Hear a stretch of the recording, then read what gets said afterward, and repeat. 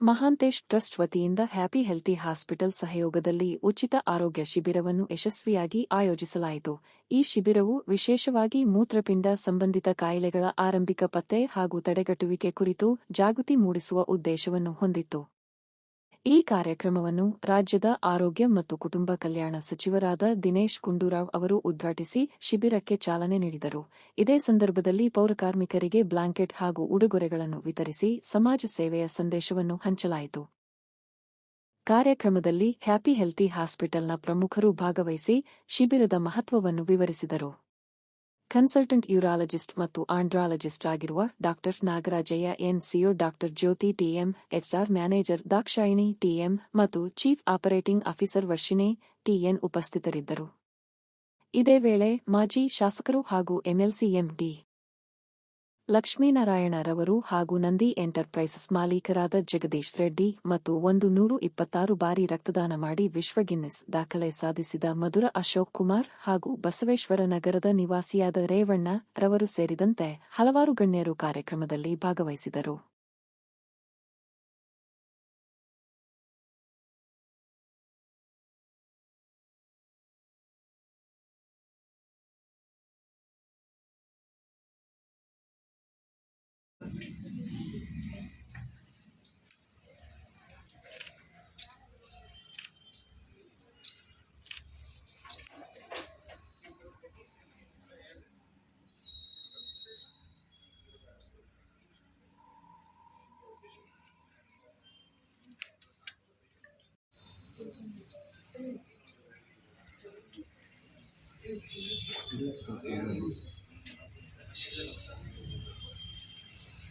Okay.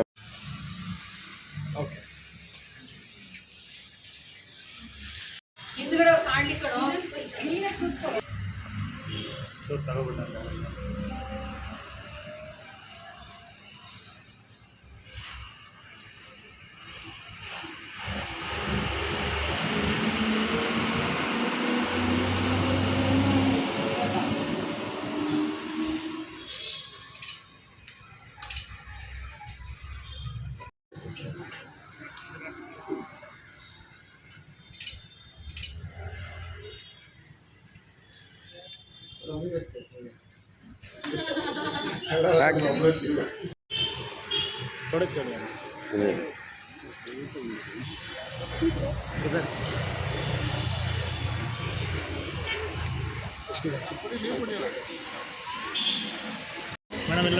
इकड़े इकड़े madam ಈ ಕಡೆ ನೋಡಿ. ಬನ್ನಿ. हाँ इकड़े इकड़े नोड़ी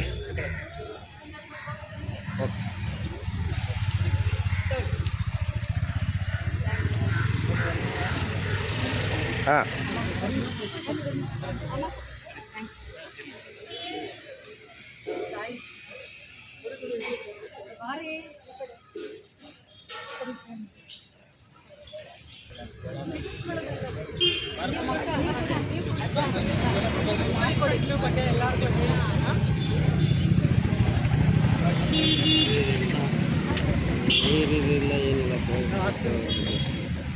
ಆಟ ಮೇಲೆ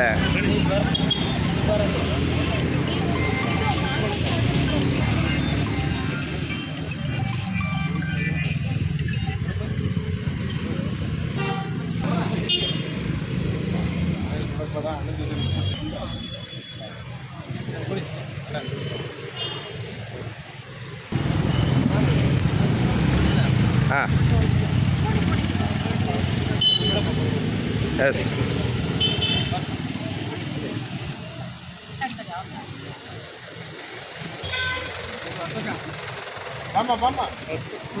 यस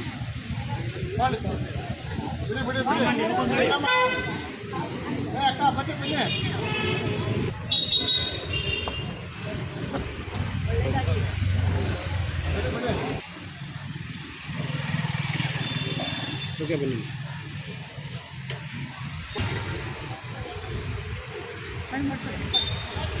ಸರ್ ಎಲ್ಲ ಎಲ್ಲಿ ನೋಡಿ ಸರ್.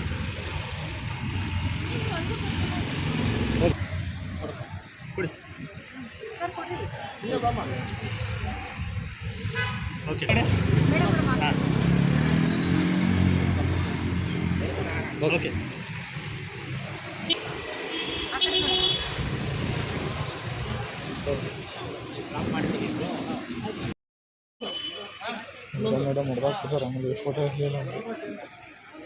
ಓಕೆ.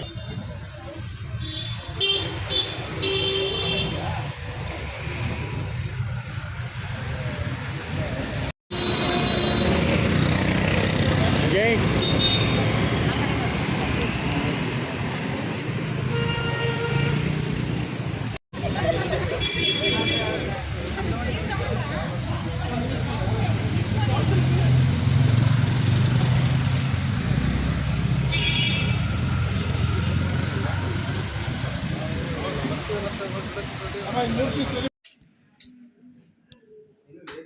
ಎಕ್ಸರ್ಸೈಸ್ ಮಾಡ್ತಾರ ರವಿ ನೀವು ಎಕ್ಸರ್ಸೈಸ್ ಮಾಡ್ತೀರ ಇಲ್ಲ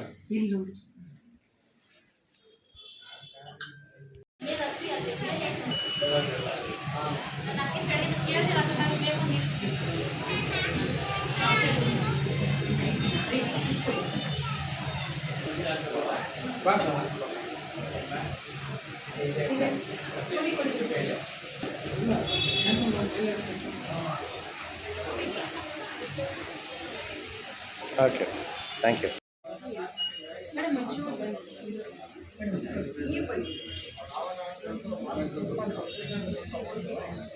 ಈ ಕಡೆ ನೋಡಿ.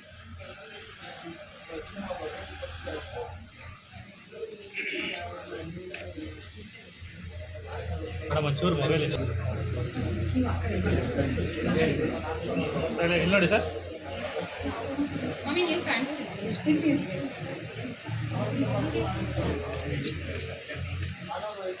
ಇವತ್ತಿನ ಕಾರ್ಯಕ್ರಮದ ಬಗ್ಗೆ ತಿಳಿಸಿ.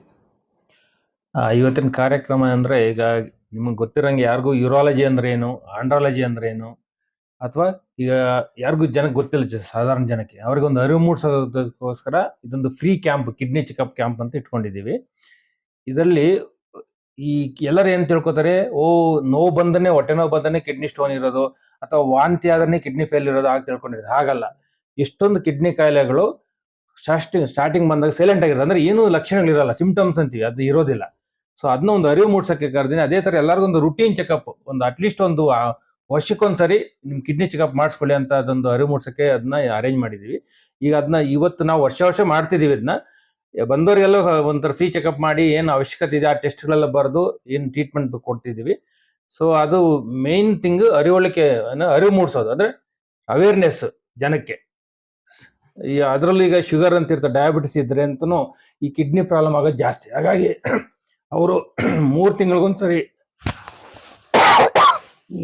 6 ತಿಂಗಳಿಗೊಂದ್ಸರಿ ಕಿಡ್ನಿ ಟೆಸ್ಟ್ ಮಾಡೋದು ಬೆಟ್ರು. ಏನು ಸಿಂಪ್ಟಮ್ಸ್ ಲಕ್ಷಣಗಳು ಇಲ್ಲದೆ ಇರ್ಬೋದು, ನಾನು ಚೆನ್ನಾಗಿದ್ದೀನಿ, ನಂಗೆ ಆರಾಮಾಗಿದ್ದೀನಿ, ಜ್ವರ ಇಲ್ಲ, ನೋವಿಲ್ಲ ಅಂತ ನೆಗ್ಲೆಕ್ಟ್ ಮಾಡಬಾರ್ದು ಅಂತ ಹೇಳಲಿಕ್ಕೆ ಇದೊಂದು ಕ್ಯಾಂಪ್ ಅಂತ ಅರೇಂಜ್ ಮಾಡಿದೀವಿ. ಸಾಧಾರಣ ವರ್ಷ ಮಾಡ್ತಾ ಇದೀವಿ ನಾವು. ಇಲ್ಲಷ್ಟೇ ಅಲ್ಲ, ಬೇರೆ ರೂರಲ್ ಸೈಡ್ ಹೋಗಿ ಮಾಡ್ತೀವಿ, ಔಟ್ಸ್ಕರ್ಟ್ಸ್ ಬೆಂಗಳೂರಲ್ಲಿ ಮಾಡ್ತೀವಿ. ಅದೆಲ್ಲ ಮಾಡೋದ್ರಿಂದ ಒಂದು ಯೂರಾಲಜಿ ಬಗ್ಗೆ, ಈಗ ಬಹುಶಃ ಇಲ್ಲಿರೋರಿಗೆ ಎಷ್ಟೋ ಜನ ಕೇಳಿದ್ರೆ ಯೂರಾಲಜಿ ಅಂದ್ರೆ ಅಂತ ಗೊತ್ತಿರಲ್ಲ. ಸೊ ಅದೊಂದು ಅರಿವು ಮೂಡಿಸ ಅಷ್ಟೇ ಅಲ್ಲದೆ, ಈ ಯೂರಾಲಜಿ ಅಥವಾ ಆಂಡ್ರಾಲಜಿ ಅಂದ್ರೆ ಪ್ರೈವೇಟ್ ಪಾರ್ಟ್ಸ್ ಏನಂತೀವಿ ನಾವು, ಈ ಆ ಪ್ರೈವೇಟ್ ಪಾರ್ಟ್ಸ್ ಡೀಲ್ ಮಾಡೋದಂದ್ರೆ ಒಂಥರ ಹೇಳ್ಕೊಳ್ಲಿಕ್ಕೆ ಮುಜುಗರ ಜನಕ್ಕೆ.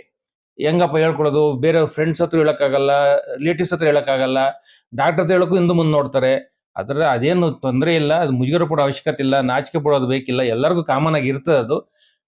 ನಾಚಿಕೆ ಬಿಟ್ಟು ಡಾಕ್ಟರ್ ಹತ್ರ ಬಂದು ಆ ಸ್ಪೆಷಲಿಸ್ಟ್ ಬಂದು ಹೇಳ್ಕೊಡ್ರಿ, ಅದನ್ನ ಕಂಡುಹಿಡಿತಾರೆ ಅಂತ ಹೇಳಕ್ಕೆ ಒಂದು ಅರಿವು ಮೂಡ್ಸೋಕೆ ಕ್ಯಾಂಪ್ ಮಾಡ್ತಾ ಇದೀವಿ. ಸೊ ಇದನ್ನ ಎಲ್ಲರೂ ಉಪಯೋಗಿಸ್ಕೋಬೇಕು, ವರ್ಷ ಮಾಡ್ತೀವಿ ಅದನ್ನ ಅಂತ ಹೇಳಕ್ ಇಷ್ಟಪಡ್ತೀವಿ. ಇವಾಗಿನವರೆಗೂ ಸುಮಾರು ಎಷ್ಟು ಕಡೆ ಕ್ಯಾಂಪ್?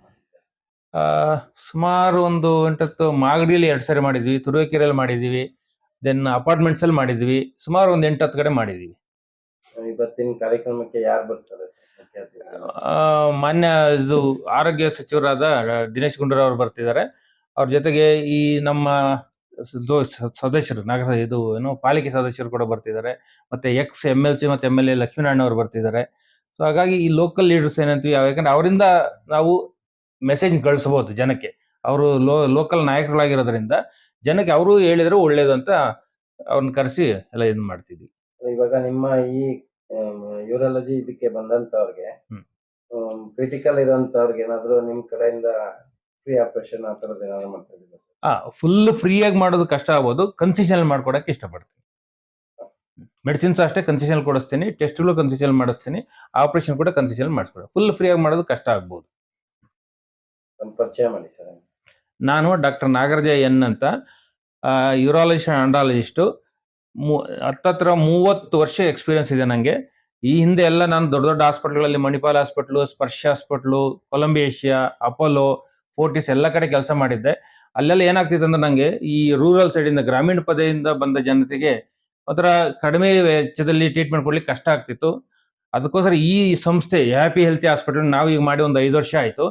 ಸೊ ಇಲ್ಲ ಆದರೆ ಅಟ್ಲೀಸ್ಟ್ ನಾನು ಏನೋ ಒಂಚೂರು ಕನ್ಸೆಷನ್ ಕೊಟ್ಟು ಅಥವಾ ಏನೋ ಒಂದು ಅಡ್ಜಸ್ಟ್ಮೆಂಟ್ ಮಾಡಿ ಟ್ರೀಟ್ಮೆಂಟ್ ಕೊಡ್ಬೋದು ಅಂತೇಳಿ ಇದನ್ನು ಸ್ಟಾರ್ಟ್ ಮಾಡಿದ್ದೀವಿ.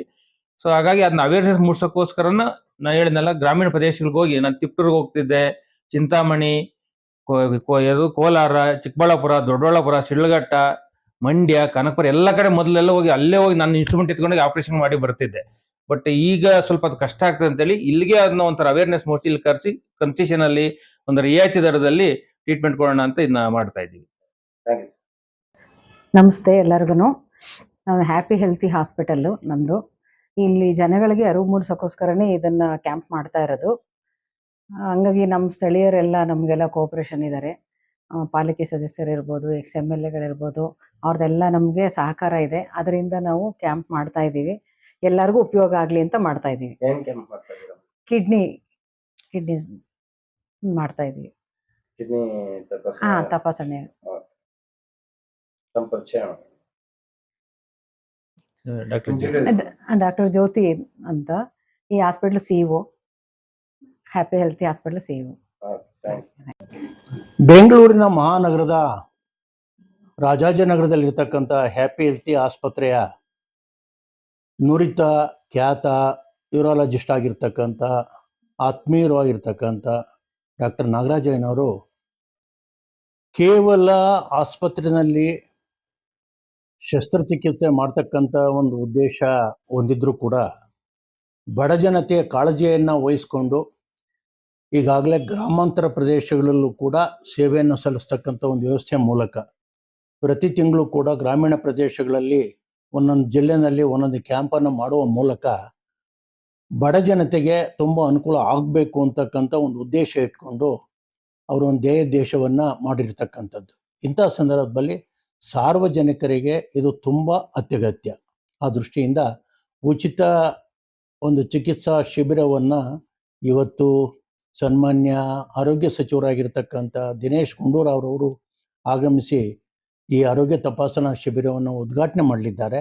ಮುಂದಿನ ದಿನಮಾನಗಳಲ್ಲಿ ಇನ್ನೂ ಕೂಡ ಹೆಚ್ಚಿನದಾಗಿ ಹ್ಯಾಪಿ ಹೆಲ್ತಿ ಆಸ್ಪತ್ರೆಯ ಒಂದು ಕೀರ್ತಿ ಪತ್ರಕ್ಕೆ ಆಗಬೇಕು ಅಂತಕ್ಕಂಥ ದೃಷ್ಟಿಯಿಂದ ಸಾರ್ವಜನಿಕರಿಗೆ ಇದರಿಂದ ತುಂಬ ಅನುಕೂಲ ಆಗುತ್ತೆ ಅಂತಕ್ಕಂಥ ಒಂದು ದೃಷ್ಟಿಯಿಂದ, ಏಕೆಂದರೆ ನುರಿತ ಖ್ಯಾತ ವೈದ್ಯರಾದಂಥ ಡಾಕ್ಟರ್ ನಾಗರಾಜಯ್ಯನವರ ಸೇವೆ ಇವತ್ತು ಬಹಳಷ್ಟು ವಿಸ್ತಾರವಾಗಿರ್ತಕ್ಕಂಥದ್ದು. ಆ ಹಿನ್ನೆಲೆಯಲ್ಲಿ ಆಸ್ಪತ್ರೆಯ ಹೆಸರು ಇನ್ನೂ ಕೂಡ ಮುನ್ನುಡಿಯಾಗಿ ಹೋಗಬೇಕು ಮತ್ತು ಸಾರ್ವಜನಿಕರು ಹೆಚ್ಚಿನ ಅನುಕೂಲ ಆಗಬೇಕು ಅಂತಕ್ಕಂಥ ಒಂದು ದೃಷ್ಟಿಯಿಂದ ನಾನು ಸಾರ್ವಜನಿಕರಿಗೆ ತಮ್ಮ ಮೂಲಕ ವಿನಂತಿ ಮಾಡ್ತೇನೆ. ಧನ್ಯವಾದಗಳು. ಓಕೆ ಮೇಡಮ್, ಇವತ್ತು ಹ್ಯಾಪಿ ಹೆಲ್ತ್ ಕ್ಲಿನಿಕ್ ಕಡೆಯಿಂದ ಇದಕ್ಕೆ ಕಾರ್ಯಕ್ರಮಕ್ಕೆ ಏನು? ಎಲ್ಲರಿಗೂ ನಮಸ್ಕಾರ. ಈ ಹ್ಯಾಪಿ ಹೆಲ್ದಿ ಅಂಡ್ ಹಾಸ್ಪಿಟಲ್ ಈ ಹೆಸರೇ ಹೇಳೋ ಹಾಗೆ ನೀವು ಎಷ್ಟು ಸಂತೋಷವಾಗಿರ್ತೀರಾ, ಎಷ್ಟು ಆರೋಗ್ಯವಾಗಿರ್ತೀರಾ, ಅಷ್ಟು ಜೀವನ ಚೆನ್ನಾಗಿರುತ್ತೆ ಅನ್ನೋದು ಡಾಕ್ಟರ್ ನಾಗರಾಜ್ ಅವ್ರದ ಒಂದು ಸಿದ್ಧಾಂತ. ಸೊ ಆ ಸಿದ್ಧಾಂತದ ಮೇರೆಗೆ ಇವತ್ತು ಒಂದು ಆರೋಗ್ಯ ತಪಾಸಣಾ ಶಿಬಿರವನ್ನು ಅವರು ಆಯೋಜಿಸಿದ್ದಾರೆ. ಅದರ ಜೊತೆಗೆ ನಮ್ಮ ಪೌರ ಕಾರ್ಮಿಕರಿಗೆ ಆರೋಗ್ಯ ತಪಾಸಣೆಯ ಜೊತೆಗೆ ಒಂದು ಬ್ಲ್ಯಾಂಕೆಟ್ಸು, ಅವ್ರಿಗೆ ಹ್ಯಾಂಡ್ ಬ್ಯಾಗ್ಸು ಇದೆಲ್ಲ ಕೊಡುವಂಥ ಒಂದು ಸೇವಾ ಕಾರ್ಯ ಚಟುವಟಿಕೆಯನ್ನು ಕೂಡ ಅವರು ಹಮ್ಮಿಕೊಂಡಿದ್ದಾರೆ. ಅವರಿಗೆ ಮೊಟ್ಟ ಮೊದಲು ನಾನು ಡಾಕ್ಟರ್ ನಾಗರಾಜಯ್ಯ ಹಾಗೂ ಜ್ಯೋತಿ ಅವರಿಗೆ ನಾನು ಅಭಿನಂದನೆಗಳನ್ನ ಸಲ್ಲಿಸ್ತೀನಿ. ಆರೋಗ್ಯ ಅನ್ನೋದು ಕಾಪಾಡ್ಕೊಳ್ಳೋದು ಬಹಳ ಅಗ್ಗ ಮತ್ತು ಸುಲಭ. ಆದ್ರೆ ಕೆಟ್ಟೋಗಿರೋ ಆರೋಗ್ಯನ ನಾವು ಇವತ್ತಿನ ದಿನಗಳಲ್ಲಿ ಕಾಪಾಡ್ಕೊಳ್ಳೋದು ಬಹಳ ದುಬಾರಿ ಹಾಗೂ ಕಷ್ಟ. ಹಾಗಾಗಿ ನಮ್ಮ ಆರೋಗ್ಯದ ಜವಾಬ್ದಾರಿ ನಮ್ಮದೇ. ಇವತ್ತಿನ ದಿನಗಳಲ್ಲಿ ಇಷ್ಟೊತ್ತು ನಾನು ಡಾಕ್ಟರ್ ಜೊತೆಗೆ ಅದನ್ನೇ ನಾನು ಚರ್ಚೆ ಮಾಡ್ತಾ ಇದ್ದೆ. ಕಿಡ್ನಿಗೆ ಸಂಬಂಧಪಟ್ಟಿದಂತ ಕಾಯಿಲೆಗಳು ಹೆಚ್ಚಾಗಿ ಆಗ್ತಾ ಇದ್ದಾವೆ.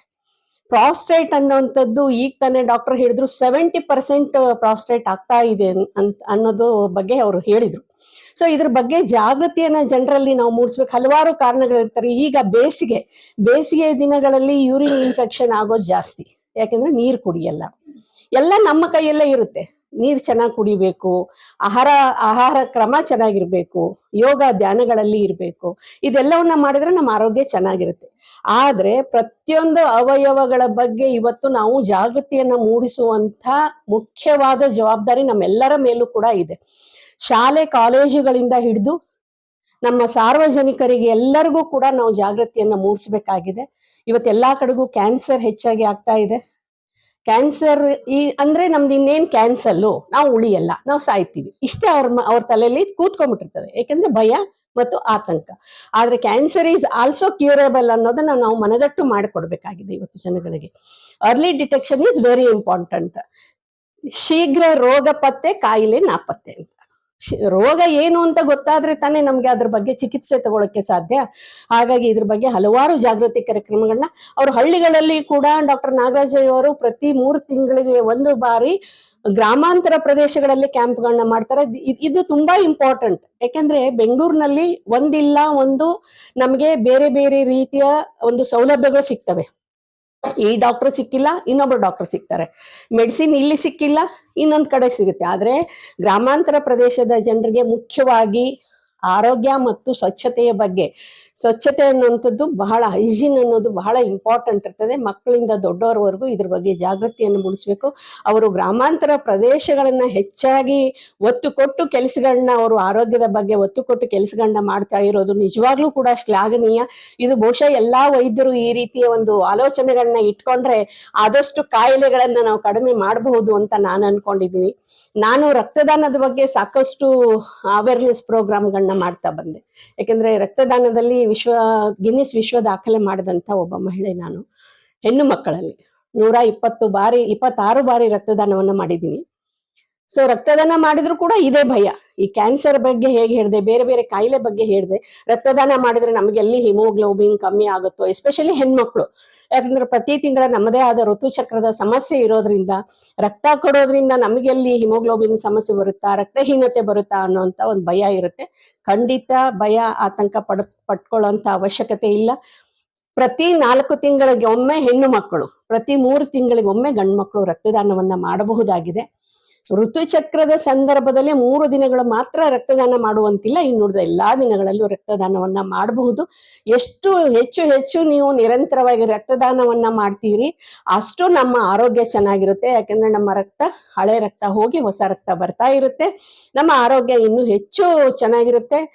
ಹೃದಯಕ್ಕೆ ಸಂಬಂಧಪಟ್ಟಿದ ಕಾಯಿಲೆಗಳು ಬರಲ್ಲ, ಕೊಲೆಸ್ಟ್ರಾಲ್ ಪ್ರಾಬ್ಲಮ್ ಇಲ್ಲಿ ಇರಲ್ಲ. ಯೂತ್ಸ್ ಅಲ್ಲಿ ಮೆಮೊರಿ ಪವರ್ ಜಾಸ್ತಿ ಆಗುತ್ತೆ. ಆ ಉದ್ದೇಶದಿಂದನೇ ಯೂತ್ಸ್ಗೆ ನಾವು ರಕ್ತದಾನ ಹೆಚ್ಚಾಗಿ ಮಾಡೋದಕ್ಕೆ ನಾವು ಪ್ರೇರೇಪಣೆಯನ್ನ ಕೊಡ್ತೀವಿ. ಸೊ ಇಂಥ ಒಂದು ಸುಂದರವಾದ ಕಾರ್ಯಕ್ರಮದಲ್ಲಿ ನಿಜವಾಗ್ಲೂ ಇವತ್ತು ಶುಭ ಮುಂಜಾವು ಅಂತ ಹೇಳಕ್ ಇಷ್ಟಪಡ್ತೀನಿ. ತುಂಬಾ ಸುಂದರವಾದ ಕಾರ್ಯಕ್ರಮದಲ್ಲಿ ಪಾಲ್ಗೊಳ್ಳುವಂತ ಒಂದು ಅವಕಾಶ ನನ್ನದಾಗಿದೆ. ಡಾಕ್ಟರ್ ನಾಗರಾಜಯ್ಯ ಅವ್ರಿಗೂ ಹಾಗೂ ಜ್ಯೋತಿ ಅವ್ರಿಗೂ ನಾನು ಶುಭವಾಗ್ಲಿ ಅಂತ ಹಾರೈಸ್ತೇನೆ. ಇದೇ ರೀತಿ ಅವರ ಕಾರ್ಯಕ್ರಮವನ್ನು ನಿರಂತರವಾಗಿ ಇನ್ನೂ ನಡೀತಾ ಇರ್ಲಿ. ನಾವು ಕೂಡ ಅವರೊಂದಿಗೆ ಸಹಕಾರವನ್ನ ಖಂಡಿತವಾಗಿಯೂ ಈ ನಿಟ್ಟಿನಲ್ಲಿ ಕೊಡ್ತೀವಿ ಅಂತ ಹೇಳಕ್ ಇಷ್ಟಪಡ್ತೀನಿ. ನಮಸ್ಕಾರ. ನಾನು ಮಧುರಾ ಅಶೋಕ್ ಕುಮಾರ್ ಅಂತ ಸಾಮಾಜಿಕ ಕ್ಷೇತ್ರದಲ್ಲಿ ಕಾರ್ಯನಿರ್ವಹಿಸ್ತಾ ಇದ್ದೇನೆ.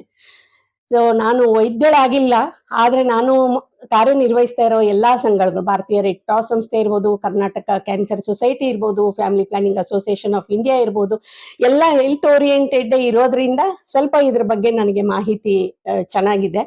ಸೊ ಅದರಲ್ಲೂ ವೈದ್ಯರ ಸಂಪರ್ಕಗಳು ಈ ಶಾಖೆಯಲ್ಲಿ ಹೆಚ್ಚಾಗಿ ಬರ್ತವೆ.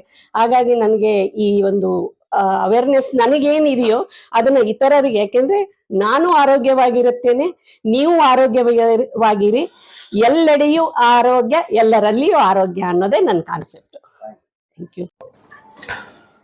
ಎಲ್ಲರಿಗೂ ನನ್ನ ನಮಸ್ಕಾರಗಳು.